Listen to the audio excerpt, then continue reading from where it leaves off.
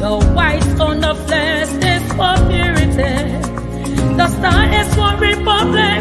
The blue sea is for black people. We know Liberia is our home. The Declaration of Independence was signed in 1847. 11 nations of people, we are known as First Republic. The Lone Star shining evermore.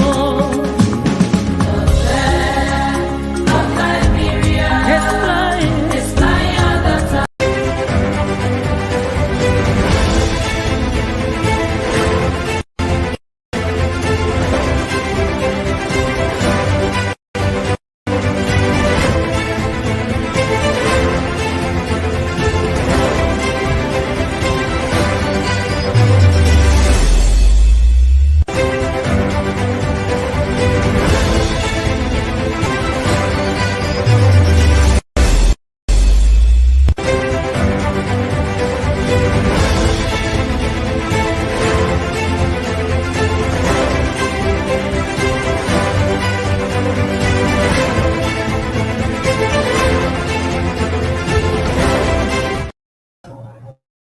Well, a pleasant welcome to another presentation of Sports Talk on Intel Sports. My name is Ben Gagba. I'm going to be with you until, not least until 8:30 this evening, to this Wednesday, the 29th of May. Few days for our national team, the Lone Star, the senior men's national team, to make the travel in the south to take on South Tommy, that's Namibia. And then a few days after, they're going to leave from the south to go in the north in Morocco to take on South Tommy and Principe. Now, that listing being called out by Mario Maranika will be discussed on tonight. We're going to be joined by Ephraim Harris. We are all the way there in North America, if you like, Sweden. And he's going to come on. We'll discuss that listing exclusively. After that, we're going to bring on Calvin Dix. Calvin Dix is the Secretary General of the Liberia Basketball Association. So it's the first time in many, many years that they've had a full-fledged league season. We'll discuss the league season. We'll discuss the progress at LBA, as the Liberia Basketball Association. And we also look at the future of that sport, where we spoke to the international affiliate body in person of FIBA. And as always, to do that on tonight, my mate on the platform is Trojan Kiel-Zulu. He's Dupe the Riyadh Ronaldo. Let's say welcome, Trojan. Good evening, Ben, and good evening to our viewers on our Facebook page, our YouTube page, as well as on SATCOM Channel 8. It's always a joy to be here talking about the passion of life, sports, and football in particular. But tonight we're going to have basketball, like Ben said, so that we all can get to know exactly what is happening in the world of basketball here in Liberia. So if you love basketball, you follow the platform on Facebook and our YouTube channel. So you can just put your question right there in the live feed, and we're going to be responding to that. Okay. If it is a direct question for any of the guests on the platform, we're going to have them informed and we'll pose the question to them. But first, though, let me welcome our co-hosts. DJ Sporting, he's widely known as Mr. Weir. Let's say a pleasant welcome. He's always wears plenty of smiles. Yeah, how are you there? Roland and good afternoon to Nigerians, and big day for my end. Kind of low. I'm trying to adjust. You're very low. I can adjust for my microphone. Yeah, please adjust from that end. It's okay now? Okay, yeah, I think it's perfect. Better. Thank you. Yeah, I said good afternoon from my end, and bright day, sunlight up. It's what time is it? You're saying good afternoon? Man, 9 o'clock, man. In the morning? No, 9 o'clock. It was just 2 hours ahead of Liberia, but when it's summertime in Sweden, the sun stays up until The sun stay up. Wow, that's a wonderful weather. yeah. Okay. Wonderful weather. Okay. Out there.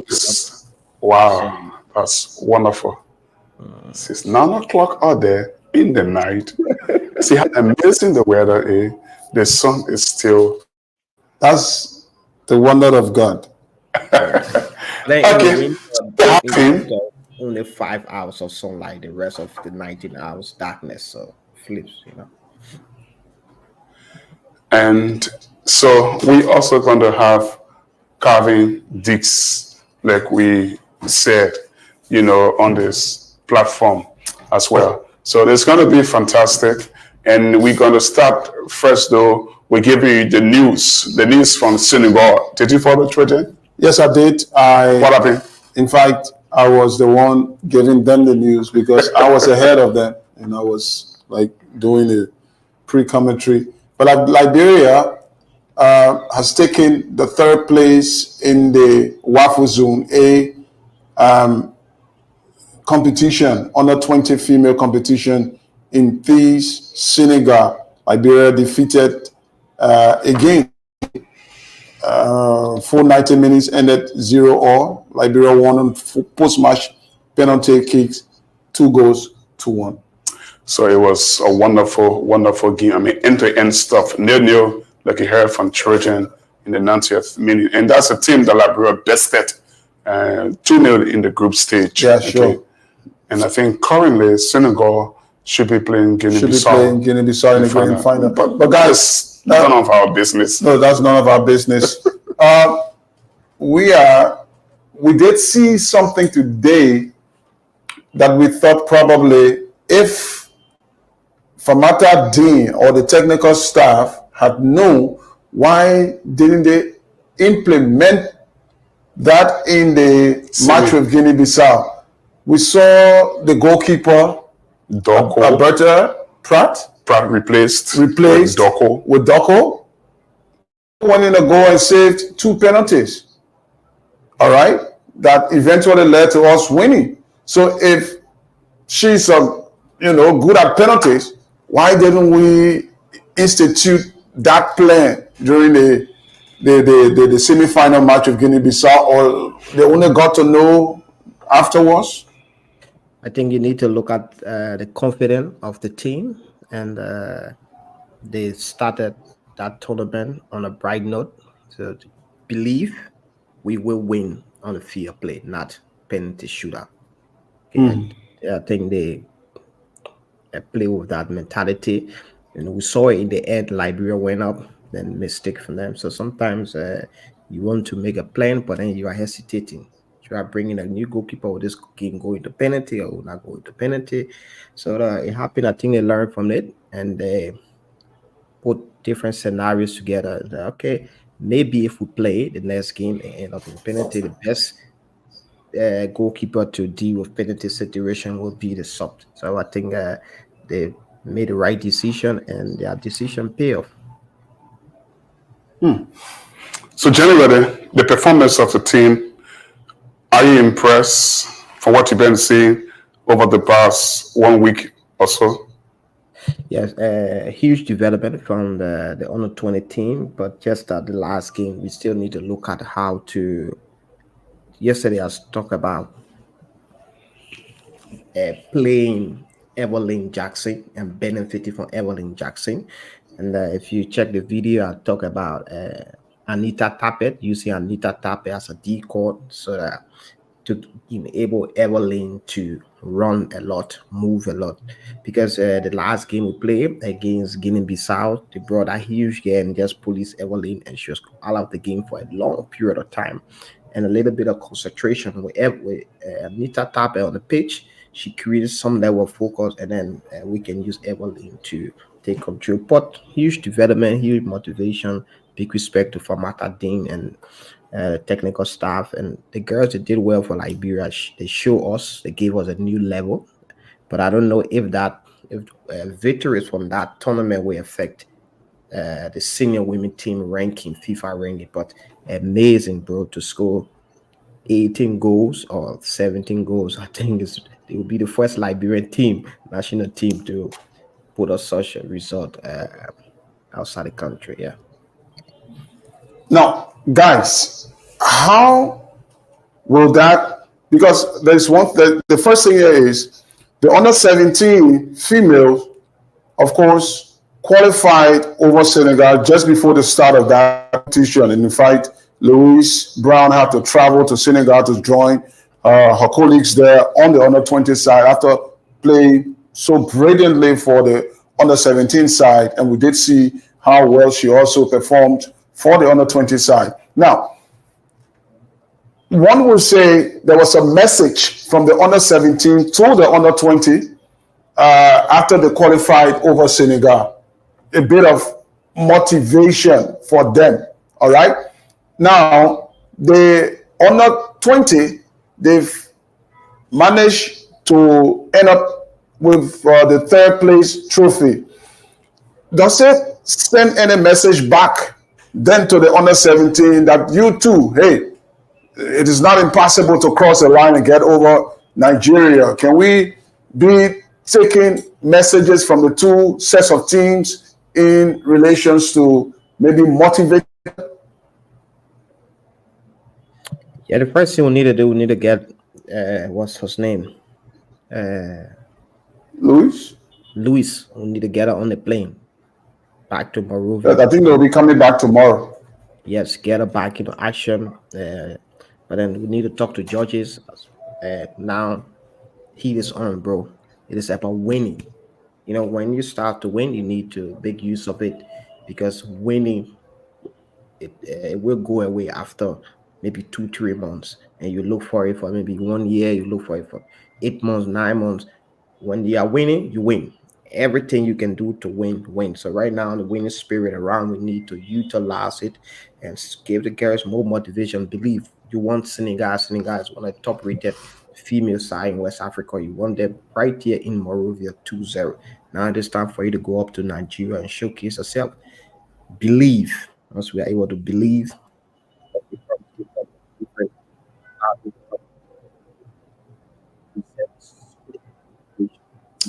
Backline.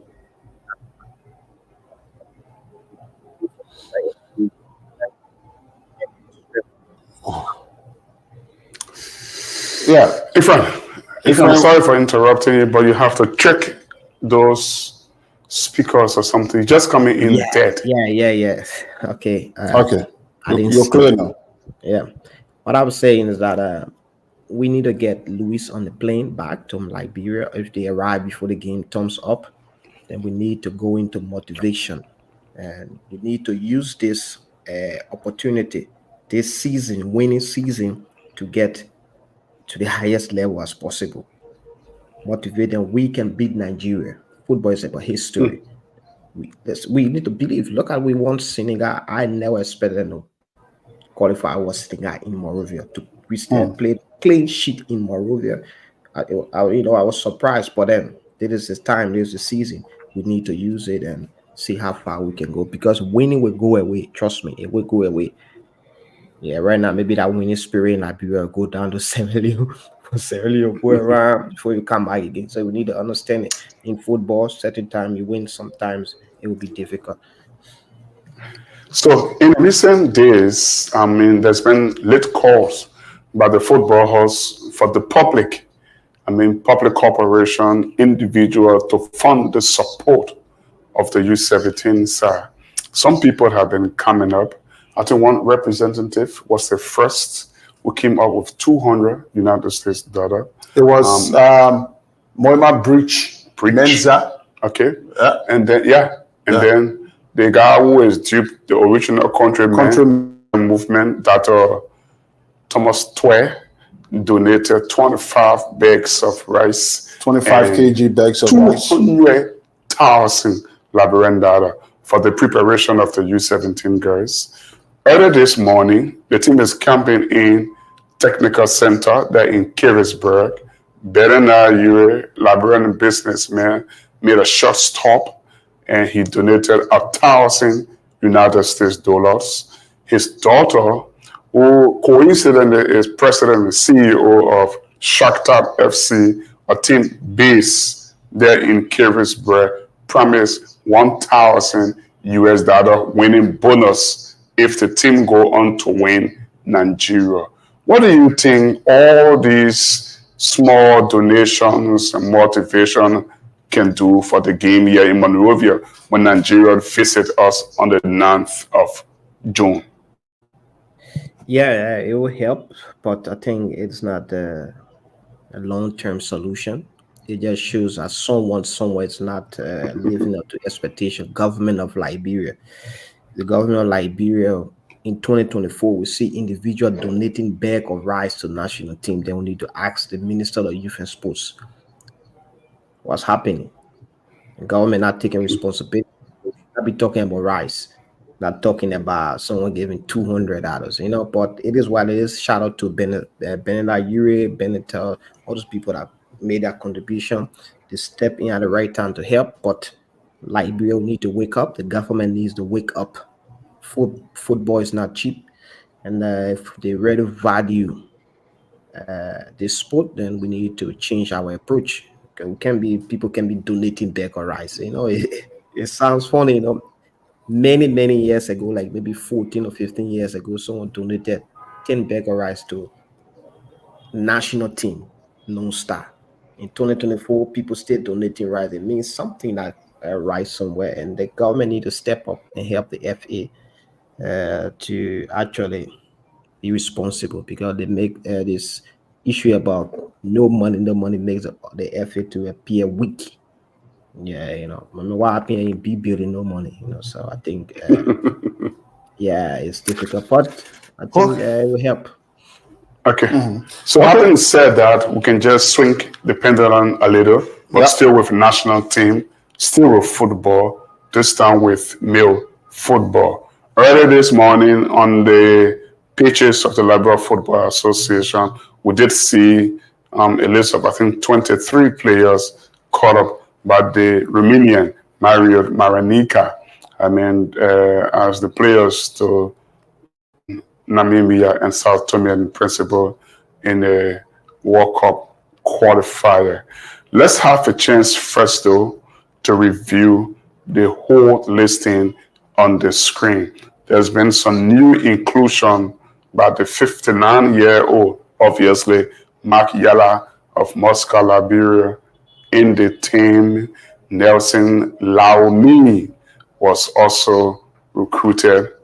But let's have a chance to see the lineup again. I don't know, children, can you see from here? I bet you can see that. No, not, but I think we have the lineup. So the lineup is up there. So we'll just go through it very quickly right here. All right. So you have goalkeepers who are, you have Abdullahi Koulibaly, Teddy Colley, and Tommy Songos are the goalkeepers. Okay, so do we discuss it one at a time, or? Okay, let's talk about the goalkeepers first of all. Yeah. So there's one new inclusion. Yeah. Teddy Colley is the new inclusion there. Replacing Emmanuel Dini from Painsville FC. Koulibaly keeps his place. Tommy Songo was caught up but got injured in Morocco. And then Abdullahi Koulibaly replacing. Is there any surprise with the call up with respect to the goalkeeping department? Especially with Emmanuel Dini not there, being replaced by Teddy Colley?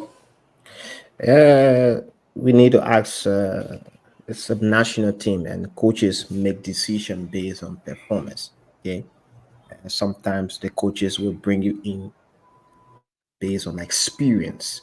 Some players will come in on current form.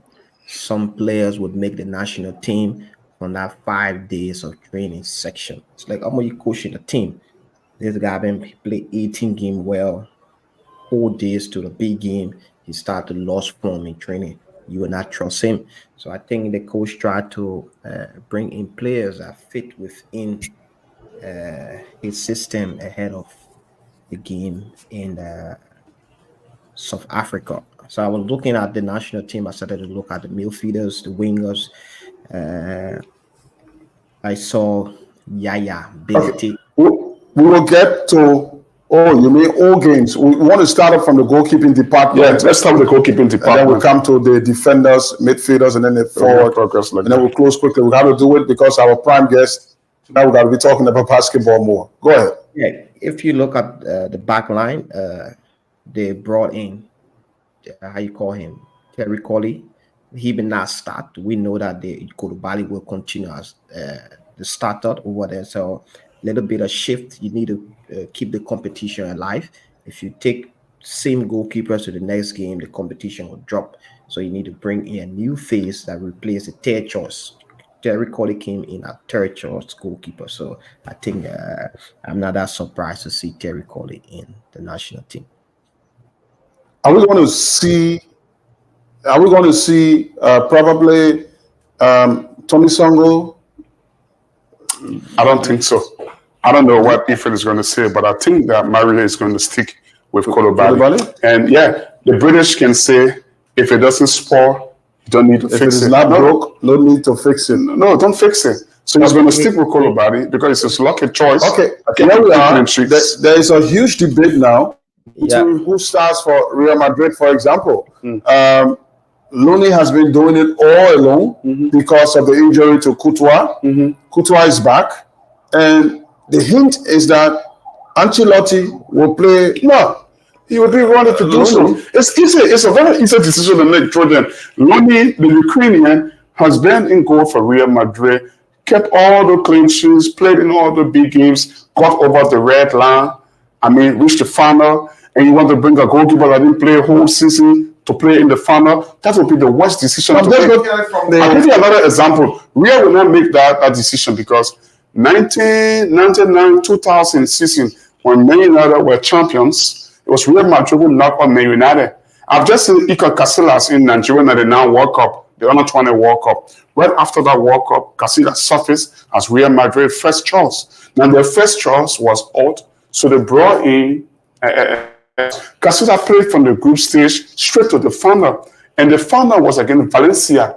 And they won Valencia. That was the first nil. That was when Casillas got his first golden medal. That was in 2000. So he stole the show. He kept on until when he screwed things up later on in 2002. Then they brought one Caesar who started playing as first choice. So by the way, let's not fix anything. Yeah, because the injury. I mean, Tommy was kept out due to injury.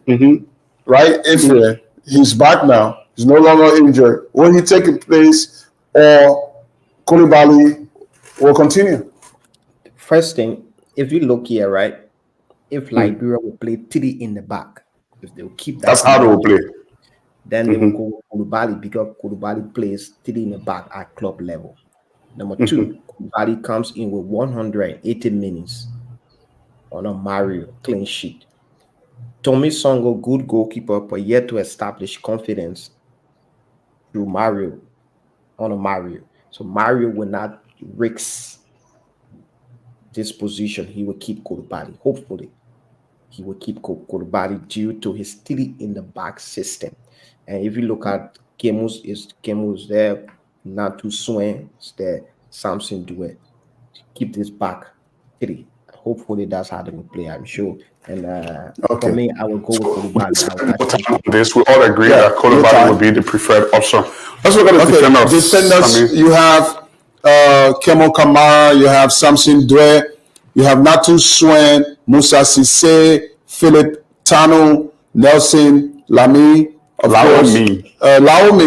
Nelson Laomi. You have Sebastian Tikla and Mark Pabai. Yeah, we'll go back. First, we are go back to this same formation right here. Mario, he loved to play 3 in the back to create movement off from the running game. They will play Mark Papa, right defender, and the left side. They will make a decision, and you should not be surprised to see maybe Chelsea Freeman running from left side or Sabasi. For me, I would go with Nelson from Nima County due to his height and his strength. I would go with him. His ability to police players with good height. Because if you look at Namibia, they will bring in Peter from Mamelodi Sundowns. He scored, I think, 9 or 8 goals for Mamelodi Sundowns this season. So he will be that center forward right there in front of our back line.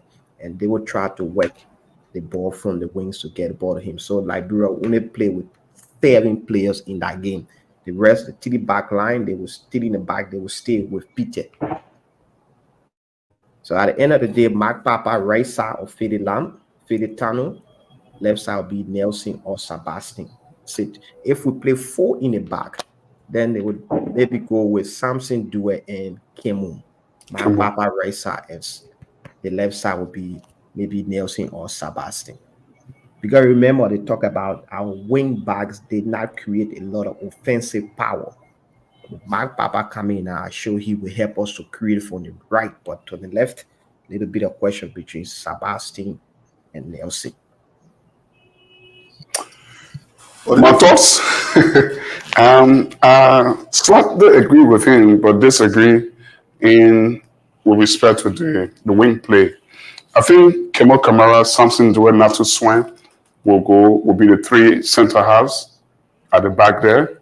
And if we play wing Who plays right? Who plays right? Left? Who plays in the center? But it'll be like this. Kemo is the most experienced of all. You can see that Natu Swan reads the game, good height. He's a brave kid, can go into challenge. Samson Due, going with European experience, confidence. But of the 3, you can see that Kemo Kamara is the boss.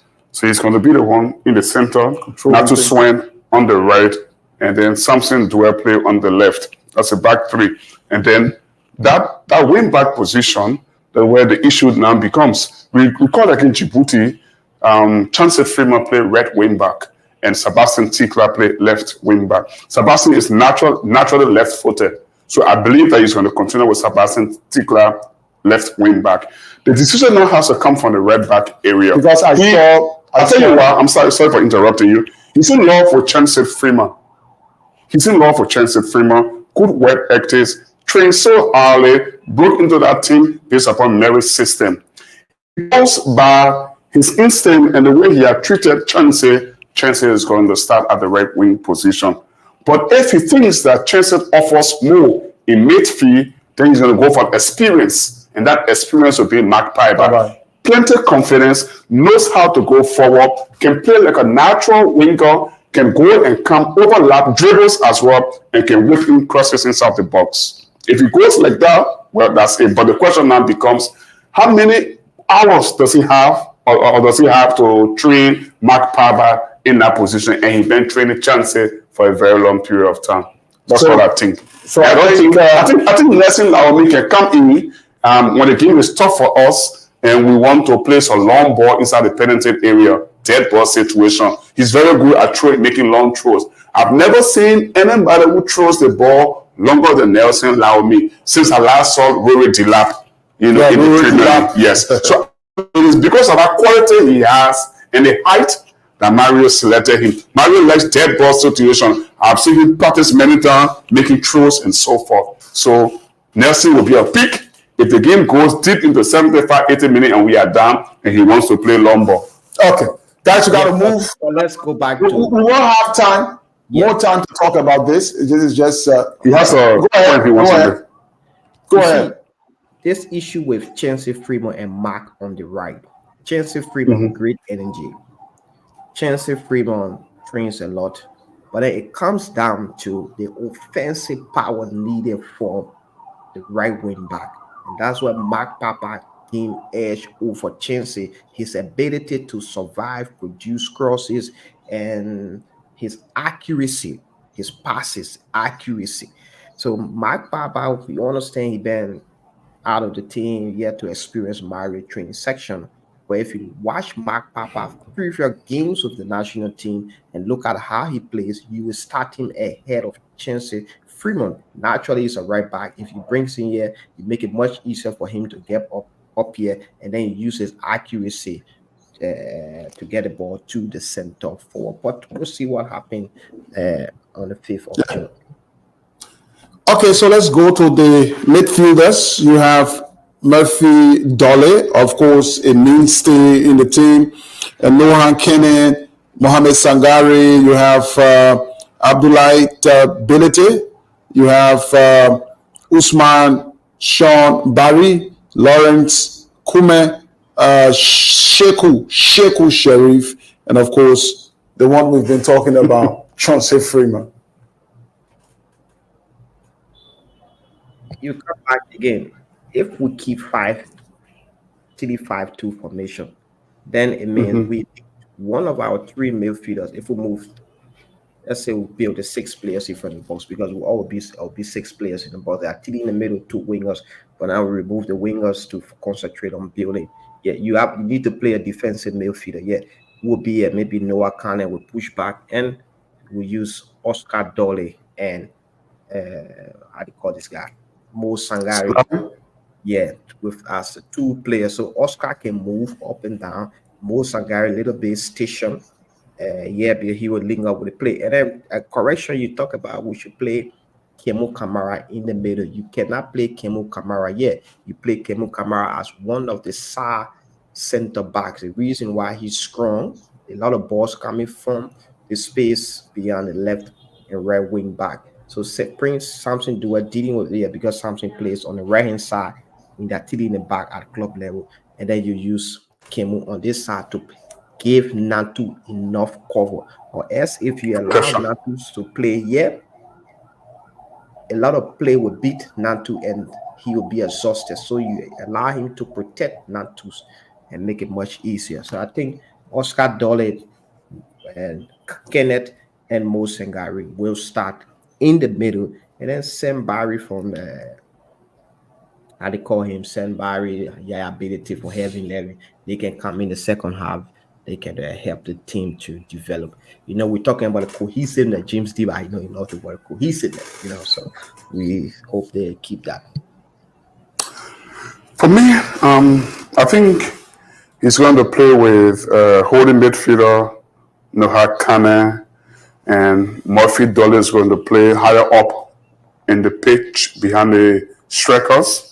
And let's not forget Mohamed Sangare is a midfielder. Sometimes he offers box-to-box services. You recall that brilliant goal he scored against South Africa. I think he's very good at arriving late in the box, and he get good effort with his left foot to kick from 20, 35, 40 yards or so, and that can be a plus for us. Okay, and then talking about Barry Bedete, I just believe that he's not going to go with Bedete because Bedete, in my opinion, the kind of form he looks, his structure and how he looks, with the kind of fancy one touches and so forth, it's very good for him to play at home.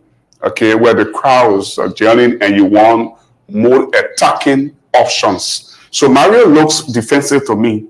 Okay, so I don't think he's going to go with Yaya Bedete, Shiku Sharif to play, in a game where he wants plenty of energy to be used. Let's not forget, those are 2 away matches. We saw against Djibouti, he didn't play Shiku Sharif. You and I will agree that Shiku doesn't survive for 90 minutes. Competitive football. He can go 90. Sorry. I think he started him and took him off. Yeah, he started there. He lasted 45. But he didn't play in Morocco.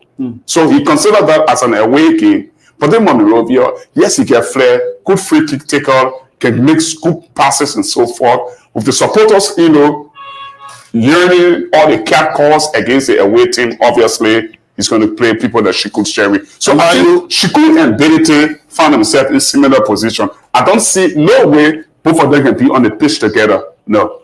Okay. Mario, we're talking about 2 away games here against Namibia and then against Sao Tome and Principe. All right, so for the forwards, you have Terry Sacco, Peter Wilson, Mark Ayala, who is coming into the team, by the way, and William Gibson. The thoughts, people are saying, okay, just go ahead. We are. If we play with 2 center forwards, then we need players that are able to survive. African football is about surviving. So we struggled with Terry Sacco the last time. His ability to bring the ball down, hold it until his teammate joins in up the line. So if we bring Peter Wilson, I don't think they will play closer. We try to play them a little bit wide for each other. Play them wide to create space for the midfielder to slot in.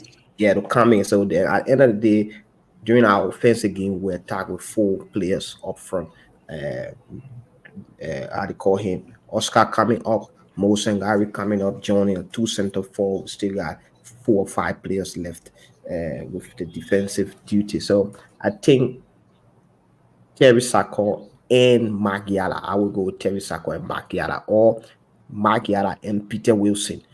Give Peter Wilson a little bit of ability to come in and see if he can give us the goal, because he's from a league right now. The Norwich at his second or third league. He plays there, 5 goals in 8 games, on fire. A little bit of difficult situation for the coach to make, but we will see what happens, and just hope for the best, and they can give 100% for sure. I think that quickly. Yeah, I think there'll be a little bit of change up front. I don't think he believes 100% in Terry Sacco. He's using over 2 legs. Substituted him also against Djibouti. He keeps bringing him back. Sorry? Yeah, but he's good. He's good on the average. But being good is different from me having 100% belief in him. If he was a finisher in Monrovia, if he was a finisher in Monrovia, would be 2-3-0 up against Djibouti. Okay, he's scrambler, like what we have said. As a center forward, especially playing away from home, you should be able to hold up defender, defender, wait for the other midfielders to come. You play the ball backward and keep going. And that is a problem. That is a challenge for us. So probably you might want to make a try. You don't take it too, what do I want to say, too diplomatic, like 1 + 1 = 2. No, it's football, right? There's no cut and dry answer. You may want to say, okay, let me try Peter Wilson and see how he gels. He's a professional player if you like playing away from home. And then Terry Sacco is my boy. Get inside me, giving him some pep talk. He comes in the second half. But the issue will not be about us winning or must win. The onus is upon Namibia to be the first to come out and try to win the game. So we're going to play defensive, hit them on the break, make sure we are covered up in defense and our goalkeeper is out of protected. Okay. Like I said, we will have more time. The game is not now, but since the list came out today, we just thought to just go through it. But finally on this, because we have our guest already waiting, this point deducted from Equatorial Guinea, of course, given to Liberia, means we've lost 1 game now. Yeah. And we got 3 points. And we're currently in third. In third place. Does it change anything? Nothing. It changes nothing. It means nothing for our chances or what have you. The first thing you need to ask yourself, World Cup qualification, it is something top on our list. If it is not on our list, then 3 points from Equatorial Guinea means nothing to us, because we would not approach every game with that high expectation. When you really want something and you put in a lot of effort, how you approach a game will change. Right now, if you look at Liberia, we are going to a game we play on natural grass, and the entire country, you cannot find one pitch that's up to standard with natural grass for the national team to prepare on. So if they get to South Africa on the first, they will rest on the second, train on the third, and maybe they go 80% on the fourth. They need to drop the training session to 25. So a lot of things we need to start looking at if we really want to go to the World Cup. And can we use it? Yet we know Equatorial Guinea will appeal. So we need to wait until they appeal and make the final decision. But if we win Namibia on the 5th, then we can start looking at it. But for me, right now, I don't see anything. I think we can use this World Cup as preparation for the 2025 Nations Cup. Yeah, and I think I have to disagree. I think it changes something. It makes you the team. I don't think that we can be the top in that group to the World Cup. I still believe Tunisia, Congo, and Equatorial Guinea are favorites, especially Tunisia. They've got 100% record. Hard fought 1-0 win away in Namibia. That tells you how difficult it is going to be for us there in Namibia on the 5th of June. So I still believe Tunisia will qualify. They're the most experienced team, highly ranked team, most fancy team, and so forth. But I think we can compete against other teams aside from Tunisia in the group. And if we go to an upset or get a point from Namibia, I think we can get 3 from Sao Tome. In that way, we're competing. You want to compete in the competition. I think, Ben, we'll compete, right? But I do agree with Weah, because Mario came in on a very short notice. He had to go into a competition, and everyone was not happy. Although we did qualify, which is the overall goal to the group stage, but with the performance, a lot of folks were really not happy with Liberia's performance. Sometimes you don't question performance. Djibouti. Sometimes you don't question performance. No, yes, I agree. But now, with this, I think our chances of going through here, you're saying it, Tunisia will obviously be the ones everyone will look at. Tunisia. All right? I think Guinea finished ahead of us. Mario should use this, to test his boys more. Yeah. And maybe from the experience here, we can now use it in the Cup of Nations where we have the hope of at least qualifying from. Yeah, but the 3 points is going to help you to get the belief, to put confidence in how to compete. Yeah. So I'm not saying the mindset, compete. And just don't go there because you say, oh, we're not going, we'll just go. Anything can happen to us. We don't care. Now I want to get 3 points. I want to get other people 3 points too. So so we got an escape route. So we are from time to time we're going to be bringing you here, especially for this World Cup qualifying matches. We're going to be bringing you in here so that we can discuss before the game and after the game. We'll be discussing those issues right here. But maybe something finally before we bring in our basketball guest. Yeah, we just need to look at the game, and right now people been arguing about, I think, Edward Lindo. That's what I'm looking like. Yeah, you got to check your. My microphone is working. It's working. Okay. Go ahead. Yeah, I think people talk about Edward left, the coach left him out of the team. Blah blah blah blah blah. As MVP, you need to be disciplined. You don't miss training section and expect to travel with the national team. You cannot miss 2 days with teams with FC. Is that the case? Are you saying that's the case? Because why probably Lebanon was let up? That's one of the reasons, because I asked people at the FA and I asked people at Ministry of Youth and Sports. I talked to the agents. I mean, we had 4 agents in Liberia recently monitoring the national team, really looking at Gibson, and 2 times I call him Edward Lane. Nowhere. You can find. So you expect the coach to take him? No, I don't have contact with Mario, so I cannot justify that. But I know he missed 2 training sections, 2, without any approval. So you expect the national team to travel, it's never going to work.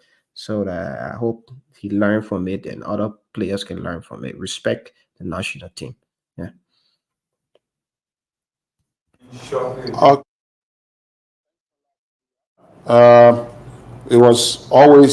It is always nice, in fact, when we bring you on with all of your expertise to talk football right here on Intel Sports Sports Talk.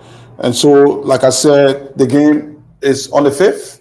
Yeah, 5th. The 5th. The first game is 5th. So, by the course of next week, we're going to have you back here alongside with probably people like Arnold Kennedy and others, so that we can discuss more in depth, do some pre-match analysis, and then do some post-match analysis as well. So thanks, my man. No, but before you go, let me ask you a question. It's a hypothetical one.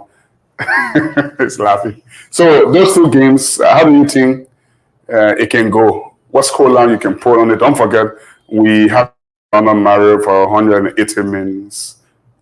Listen, Liberia can win in Orlando, Paris. I think in South Africa, we play them in South Africa.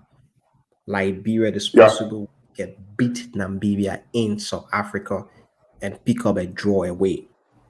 what I want us to do for us to focus on this tournament, this qualification round, as preparation for the 2025 Nations Cup. Enough time for us to see our players, since this is not top priority for the FA for us to go to the World Cup. Let's use it as preparation. But who knows? We can beat that man at 3-0, my man. I'll be singing. I'll put red. That's my man. That's my man. Good man.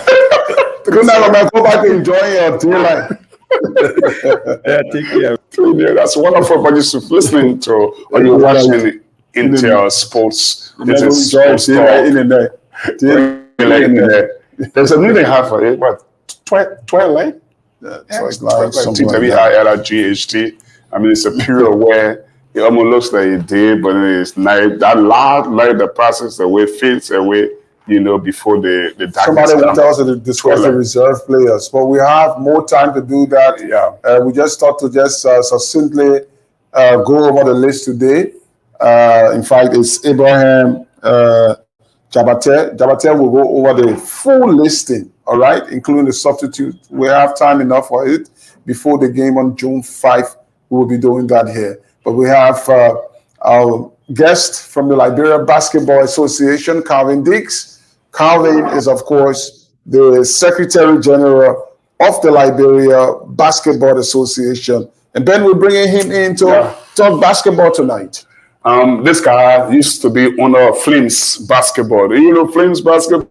You recall those years? Down the years? Yeah. I mean, it's a very competitive basketball team. Now, I mean, he doesn't own a basketball team again. I'm not too sure I'm right, but he's into administration. Okay, he is the third man in command when it comes to basketball in Liberia. So let's say a very pleasant welcome, Calvin Dix. He just disappeared away from the screen.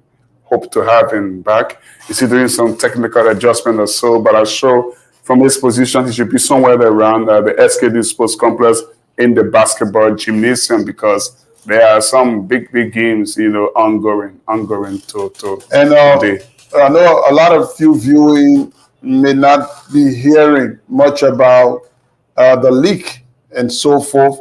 I think Calvin is back on, so we just go to him. Calvin, good evening.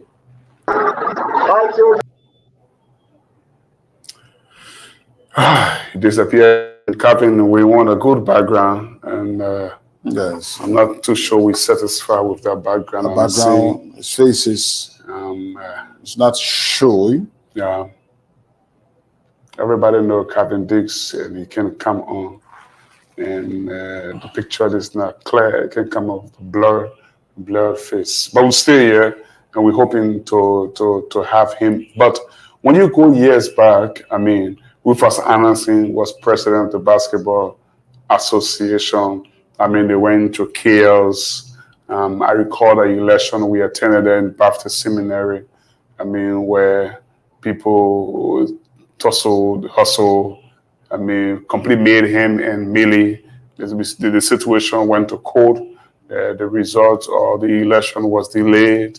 And for many, many years, we could not have, a basketball playing. We used to call Rufus Anderson. I think this embattled. Yeah, this is much better. We used to call Rufus Anderson the embattled president. And there were two different factions, the other person imposing or wanting for Rufus Anderson to move. Rufus Anderson is imposing himself. They're trying to go to the election. They accuse him of formulating many clubs. His family, his children all have clubs and so forth. But it's good that we are playing basketball again. Let's say, Calvin, welcome.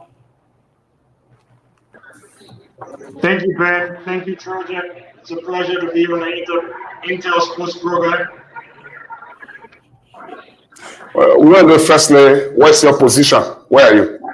All right, so I'm coming to you live from the SKD Sports Stadium, where we have a game going on now between Invincible 11 IE and the Cessna Columbus. Here at the SKD Sports Stadium. Okay, telephone closer so that we can get the picture there. Tell us, how far have we gone now with respect to the league? So I'm standing right behind the Invincible 11 bench. It's break for the second quarter. Invincible 11 is now leading Cesta Mongas 12-11. The good thing is Invincible 11 just brought in the Nigerian import that they have added to the team to beef up for the playoffs run. But we also understand Cesta Mongas, they've got some foreign players as well. Yes, Cesta Mongas brought in 3 foreign players so far. Currently, Cesta Mongas sits right behind Mighty Barrow in the standings. Cesta Mongas has played 7 games and lost 1. Mighty Barrow has played 7 games and lost none. So they come as 1 and 2 as we stand in the LBA standings right now. Where does LPRC stand, and where is Invincible 11? NBA Pythons, you know. Is there a Pythons? So Is there still a Python? currently, LPRC is in a rebuilding stage, but they're doing very well. They're currently sitting 5th on the table. Pythons is in 4th seed, and Invincible 11 is in 3rd seed. Well, how much do we know about the former champion, Bushra Bull? Was Bushra Bull the champion? Yeah, Before, yeah. Bushra Bulls have not played a full schedule yet. They've lost just 1 game so far, but they still have a couple of games to make up. So let's go into the administration hosting these games, no longer at the open air. Of course, Sports Commission on Broad Street. We are now at the gymnasium there in Pinsville at the SKD. Tell us, how is it like? I mean, administrative wise, how are you finding the money to run this particular league? So one of the reasons why we're not at the Open Air Sports Commission is because the Sports Commission needs a huge renovation. The floors are all cracked and uneven, which is very unhealthy for the players. So we moved over to the Samuel Kayado Sports Stadium where we have a bigger gym.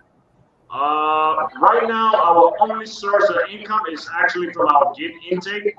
And if you took a look just now when I showed you the inside of the gym, you can see that it's completely empty.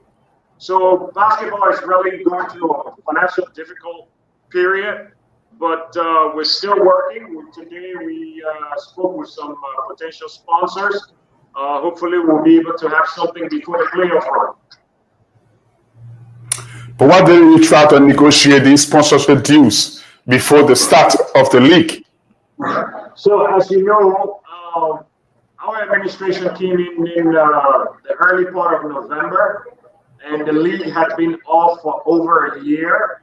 So what was important to the stakeholders at the time was to get the league underway, because teams like Mighty Barrow, Cesta Mongas, and Bushra Bulls, teams are paying their players on a monthly basis. So it's a lot of expenses for the teams if they're just paying players and there's no league to be played.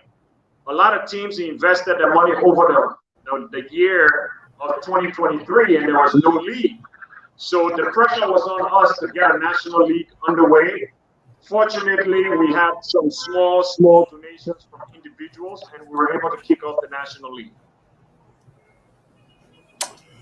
I'm sorry, Jordan. Yeah, you've been accused, like we see now, you're showing us big game. Imagine Mighty Barrow Cesta Mongas. and Cesta Mongas. That's a huge game we're talking about there that would have made the gym to be full to capacity and people still coming in, and we got to make an announcement. We got to lock the doors. Nobody coming in now because the gym is overcrowded. But here we are playing in an empty gym. So you've been accused, I mean, the basketball administration, of not doing much relative to publicity. Is it down to no? That's why the publicity for the league is so poor?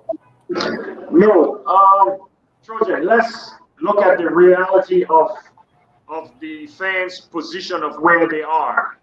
If this game today was played at Sports Commission, we will have all of the after work people that will stop by, watch a game or two before they take their leave to go home. We're playing in Painesville. Most of our fans are within Central Monrovia, people who work at the banks, the insurance companies, the ministries. So it's difficult for them to get from town all the way to Painesville. So those people come in only during the weekends, which is Saturdays and Sundays. Maybe we get them on Fridays. So we are doing a lot of publicity. We are working with that, but the location changed. People are only used to coming to SKD Stadium when it's in the playoffs, when we're in the finals. Then we have built a momentum from Monrovia Sports Commission before we come down to Painesville. So we're trying to get the fans adjusted into the move. At the same time, we'll be looking to do some renovations at the Sports Commission so that by the time we come around the next dry season, we are fully prepared for our second season. So why don't you put the matches we're talking about at the weekend? Why don't you put the matches at the weekend, Fridays and Saturdays and Sundays, so as to attract more people to raise revenue? So it's a catch-22, Trojan. We have 10 teams in the first division. We started the league on the 8th of March. We have to end the league by the end of July so that our 2 champion teams are prepared to go to Zone 3 for the Zone 3 championship. So it's a matter of timing also. We have to be able to play these games so that our teams are prepared to represent us. Okay. Is he still talking? He's still on. He's waiting for your question. Okay. So there's a new administration, sports administration, new government, of course, new folks at the Ministry of Youth and Sports. We're talking here about support, and you say nothing is coming in. The only thing you depend on is the little gate intake you get. And at most times, like tonight, we are saying the gym is empty. Have you sat down with sporting authorities to sort of lay to them the budget has been passed? Did you give to them your budget, or did you tell them anything about the need for money before? Have you done that? Have you met with the Ministry of Youth and Sports officials? So we were fortunate to meet the new Minister of Youth and Sports a week this past Monday, and the budget had already passed. The budget for Liberia. Just this past Monday? Yes. Just this past Monday before this Monday. We met. I personally met with the new minister on behalf of the federation. We were in discussion about using the basketball gym here at the SKD and trying to make some improvements to it. But the issue of the budget and what is allotted for basketball Trojan, it's $1,258. Say that again.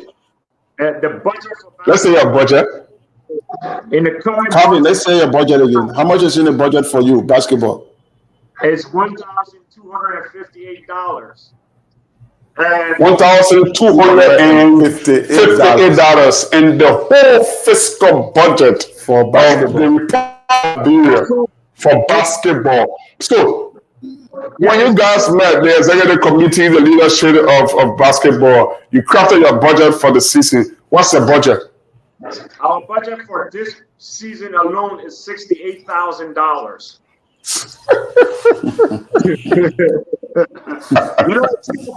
Because I'm sure you guys know who Edwin Famula is. Edwin Famula is our chairman for planning and development. He's also the chairman for the National League competition. And in our first EC meeting, when the budget was read to us, what was allotted, Famula stood up to the EC and said, please, I beg you, don't take that money from the government. I will personally donate that money to basketball. Wow. To the youth of this country. What are you doing about it? So you will not take the money, as Famula said, because you can understand your budget, 68,000 we're talking about, and what's in the national budget from government to support basketball is just $1,258. That's Yeah. so. How are you really managing? Because you got to run the league. Aside from running the league, the administrative side, I'm sure you got to pay referees. in There are medics assigned to the games as well. There are people who work in your offices as well. How do you carry on? I'm glad that you covered the referees because our referees went on strike last week, and we were able to get them back on the floors just the beginning of this week. We have been able to cover 48% of their compensation for this season. We're still indebted to them, and we're trying to work. But the good thing is now the referees are seeing the reality of our situation, that our only source of income is when we're able to pull in resources from the kid intake. And we're only able to do that on the weekends. So it's been very, very difficult for us. But we're trying. Our goal is to keep basketball playing. In our third division league alone, we have 49 teams from the communities. We're fortunate to have had the Liberian Telecommunications Corporation to allow us to use their gymnasium at Police Academy as one of our locations for our community league. Third division is our future. So we're focusing on trying to make sure that we can keep those kids playing. We want to continue to work with them in their communities, keep them off the streets. So we're not deterred by not having money now.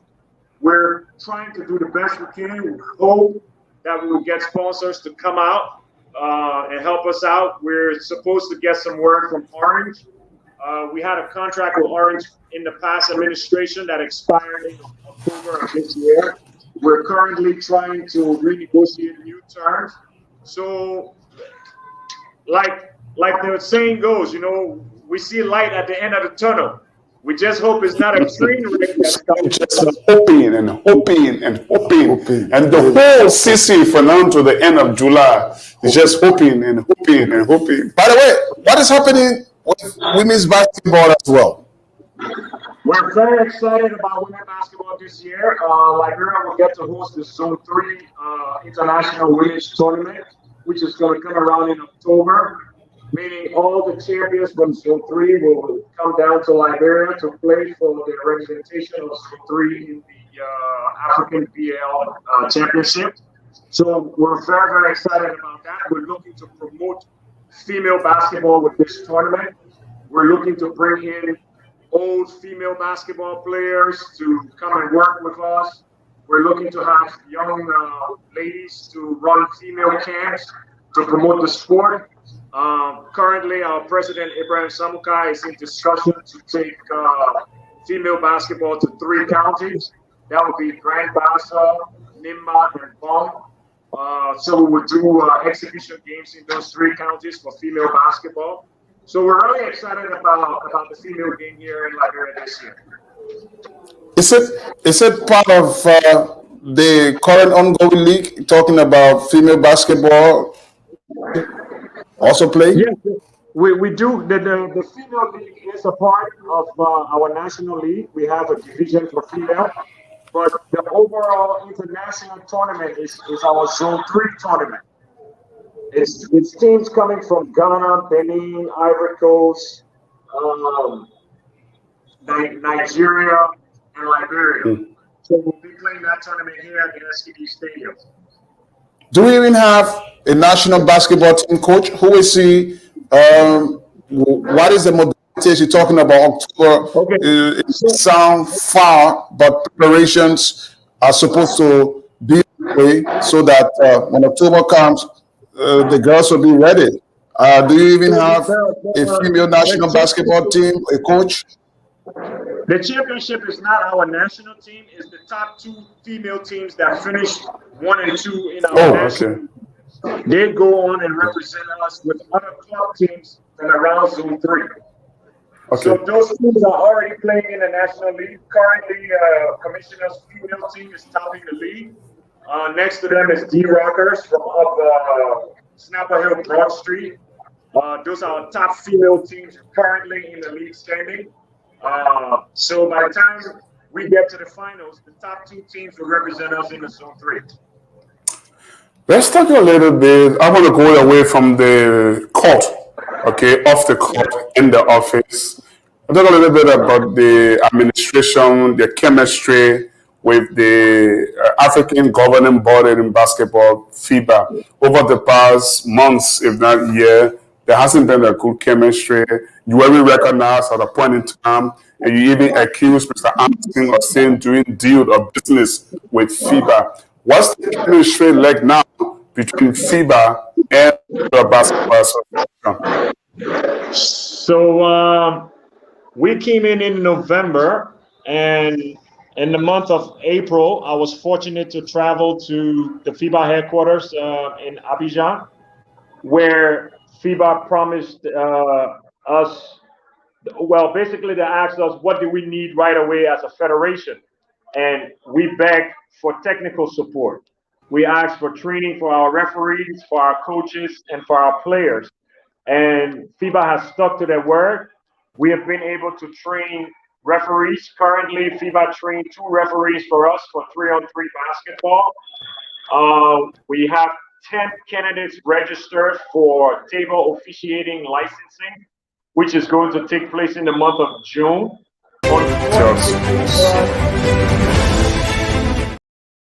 I think Calvin Dix is back. How did the glitch? Let's apologize that we have. You were talking about our chemistry with FIBA, okay, and you said you just went to Africa Coast, where the headquarters is, and then we had a technical problem. Let's hear you out. Okay, so during my visit at the FIBA headquarters in Ivory Coast, FIBA asked, what do we need right away as a federation to get rolling? And we asked for technical support. So FIBA has already started training referees for us. We had 2 referees trained in the 3-on-3 basketball. We currently have 10 candidates registered for table officiating licensing, which will happen here in this month of June coming up.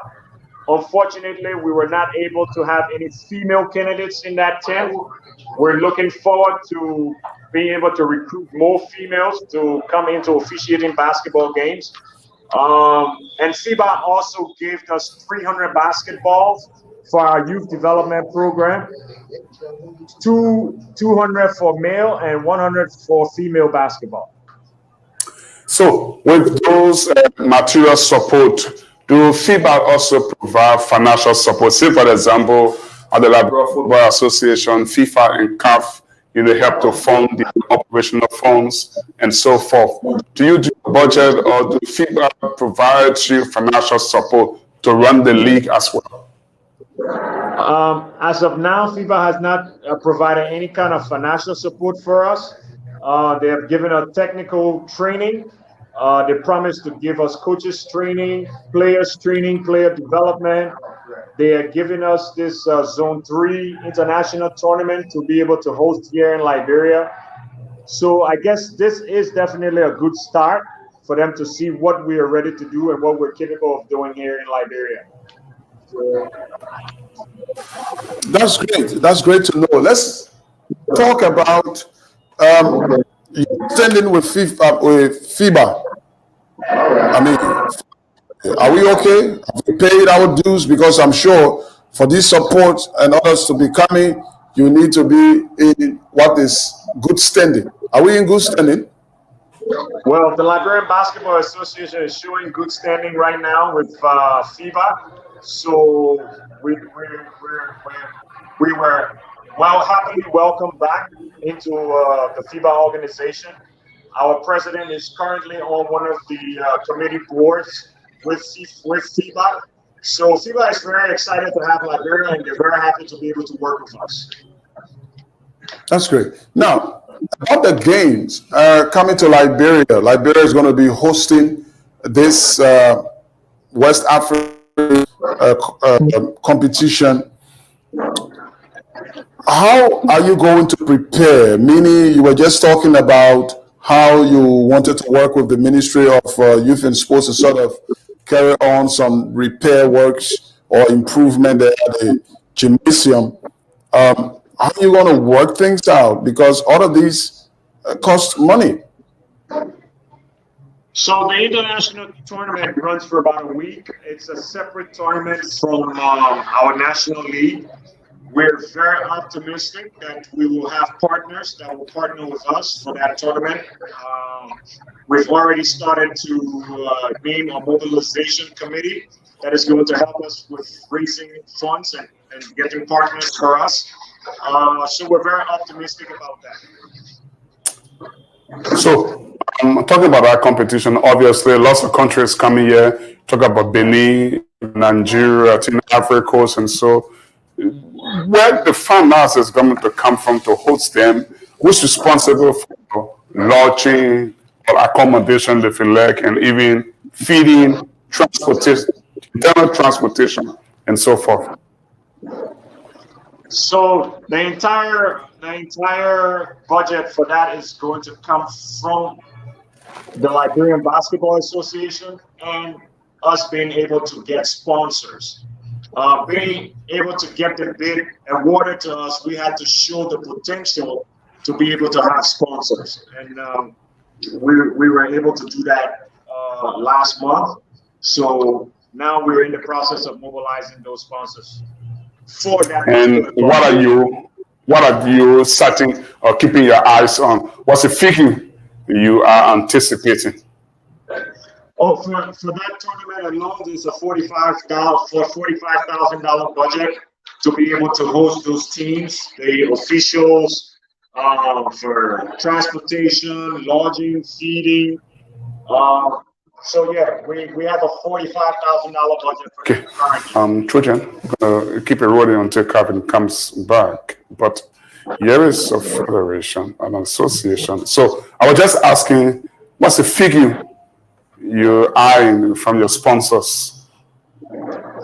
Yeah, so we have a $45,000 budget for that tournament for October for the women's tournament, and we're very optimistic again, like I said, that we'll be able to raise that money and to have partners come in and work with us for a successful women's tournament.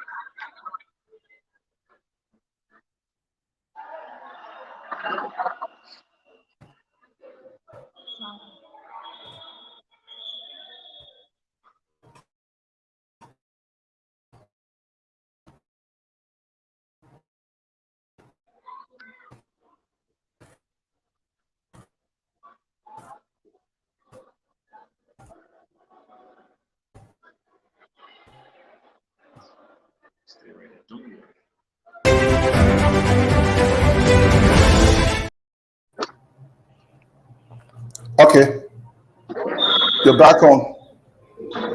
Right. So 45,000 can do all that.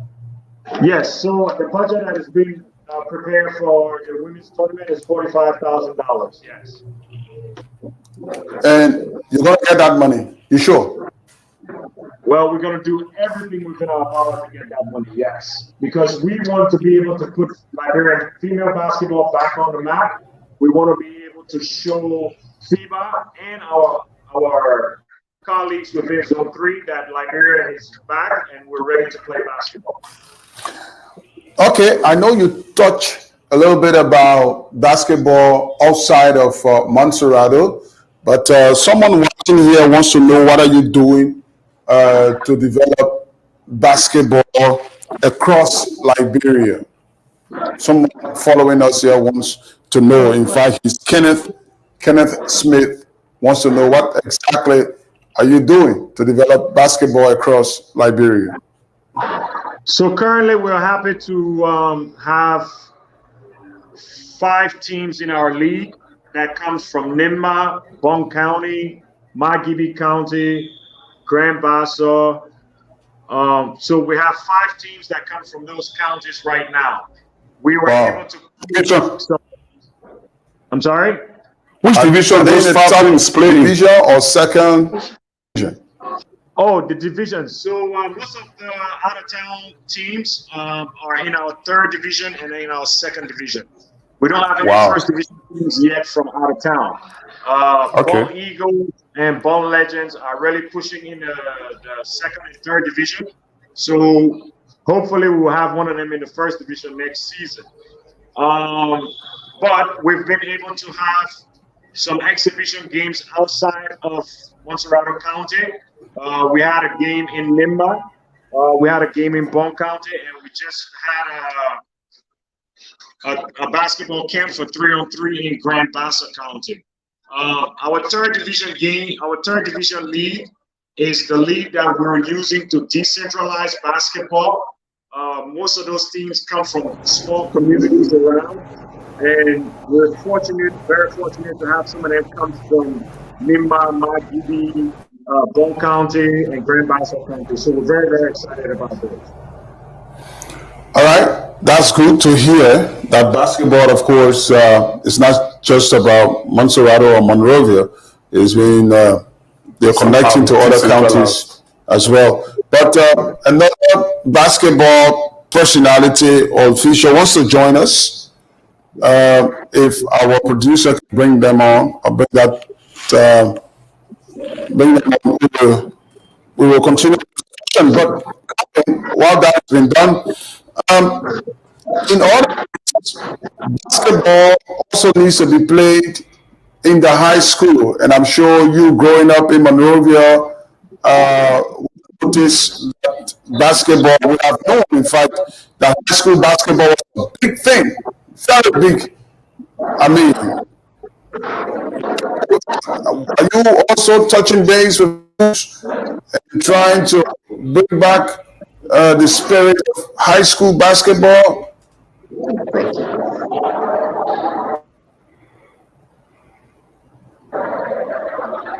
Trevor, I'm not getting you very clear. Please, can you say that again?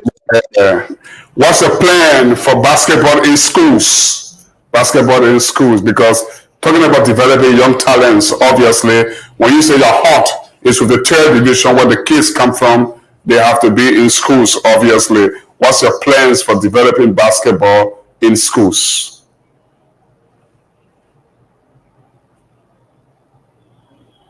Okay, I think Calvin is coming and going, and we aren't getting much for him, but this is Sports Talk on Intel Sports. On a real, Trojan. Yeah, on the real, we are here talking about a big sport like basketball in Liberia. Okay? And we are, but there's a problem here, Ben. I don't think the folks from the sporting arena are united.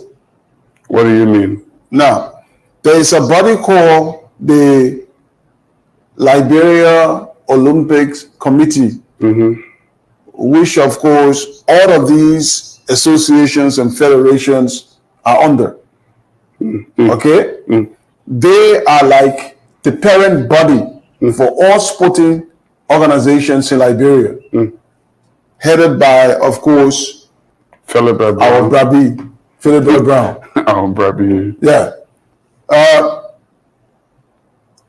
What are they doing? What effort are they doing to make representation for these sporting federations on behalf of these sporting federations and associations that look, sports is vital as well.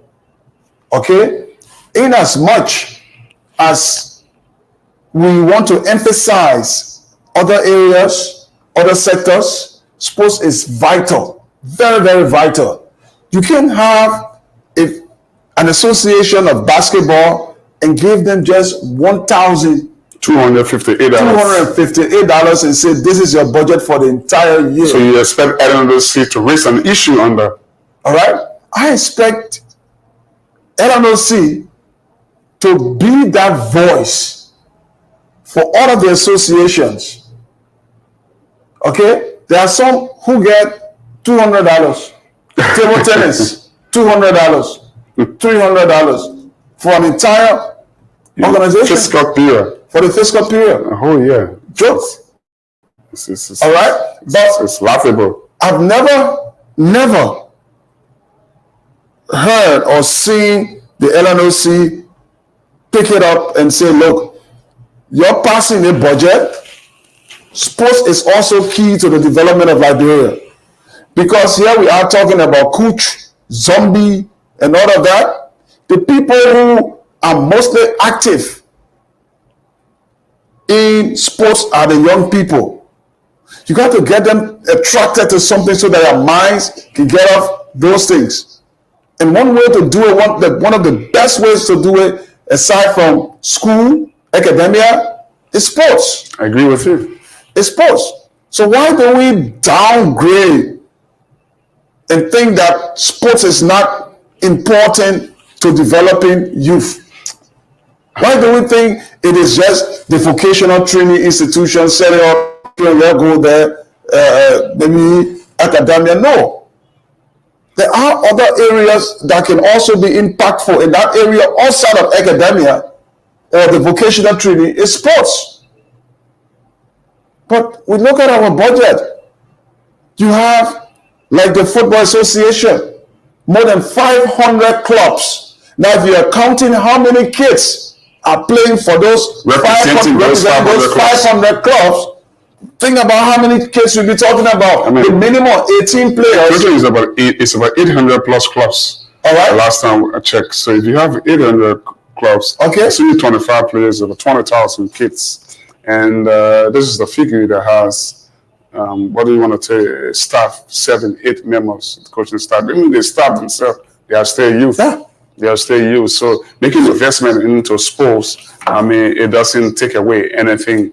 I think it helps to add up to, it helps to develop, our country. But our priorities have been set too much on politics. When you hear some of the budget, for some of the political offices and so forth, you're like, wow, $200 for table tenants. But the vice president office, the speaker's office, millions, deputy speaker, you talk about millions and millions of dollars.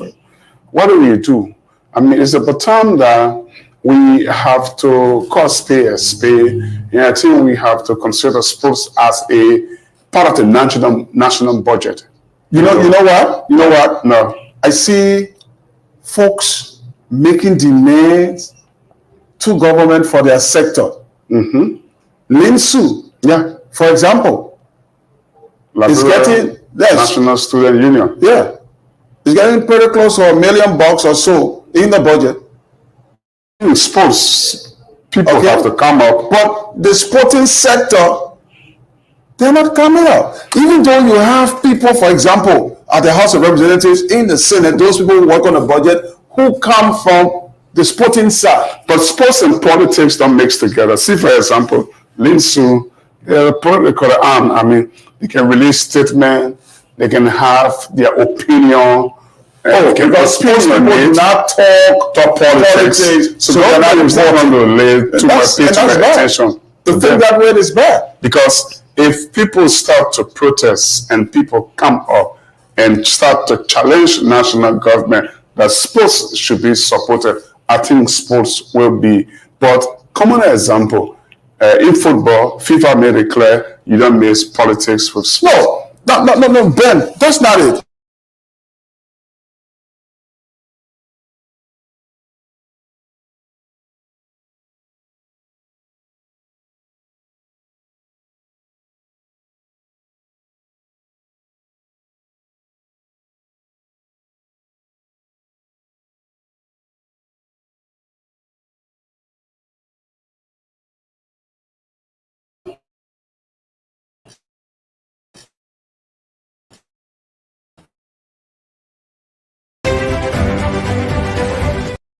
The cake. I don't see that as politics. I don't see that as politics. It becomes political. No, it is not. Ben, it is not.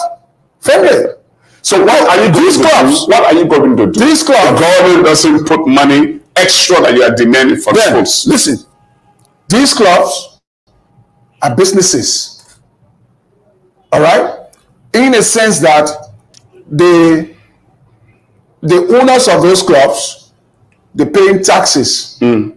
Even they are not paying direct taxes. They on pay the taxes. teams. They pay taxes. They pay taxes. They pay salaries to players. They pay salaries to players. And all of their taxes. And they register the club. So what are they have getting? Registration. What are and they so getting? You have the Liberian Business Association as well. They pay taxes, but they do get something from the government. All right, and they make demands that this we must get because it is our right. It is constitutional. This is our right. So what I think is that not that the government should put money in the pockets of clubs, various federations and so forth, but they should be able to provide the facilities for those games to be played, for competition to exist. They can also help those clubs or help the federation and the association to look for sponsors out there for them. Ben, you have, for example, 35 cents on every gallon of petroleum product purchased in this country going towards the road. And everybody is supposed to be using the gasoline somehow, riding on the motorbike, riding on the taxi. What's wrong if you put 15 cents? 10 cents on every beverages, for example, or cigarettes, 10 cents that will go towards sports. That's a good idea, very good idea. Another day, Trojan cares. That's millions of dollars that will be, accumulated to be given to sports, and then it will be divided. Then the basketball people will not be getting $1,258. What's that?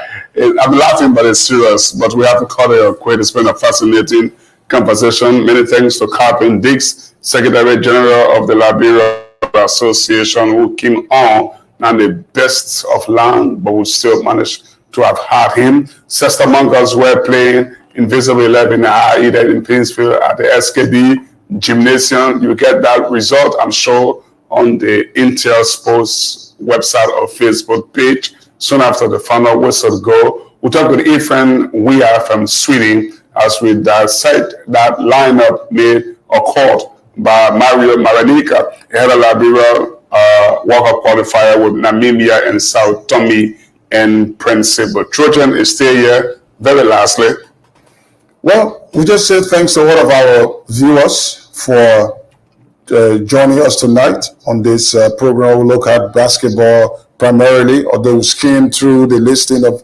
Mario Marinica. But of course, we're going to be back here on Friday with another thought-provoking, stimulating sport discussion that will take us through the weekend. Thank you so much, Trojan. Don't forget, Liberia U20 side and winners of the third place competition there in the WAFL Zone A competition in Senegal. Earlier on, they defeated Guinea on penalty by 3-1 in the shootout after Nantes meaning ended 0-0. My name is Ben, reminding you that always this is Intel Sports with Sports Talk. Good night.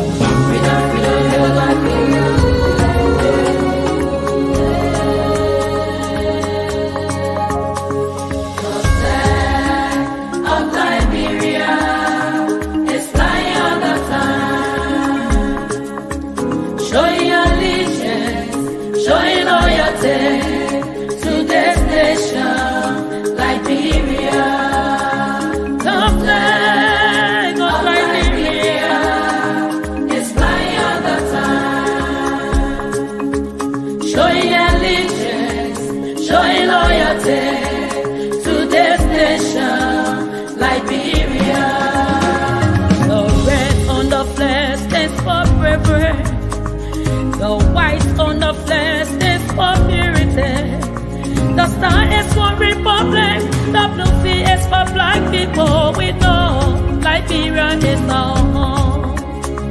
The Declaration of Independence was signed in 1847. 11 nations of people, we are known as First Republic, the Lone Star shining evermore.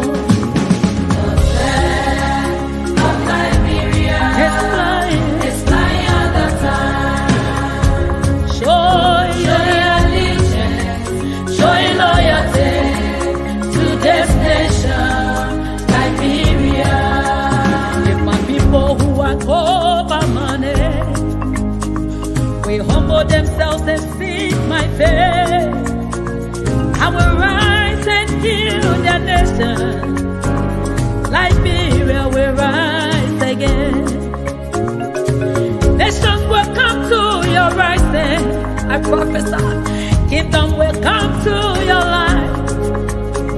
Together, let's keep your peace. Cause in unity we will build our nation. Arise, Liberia, arise. Arise and take your place. Whatever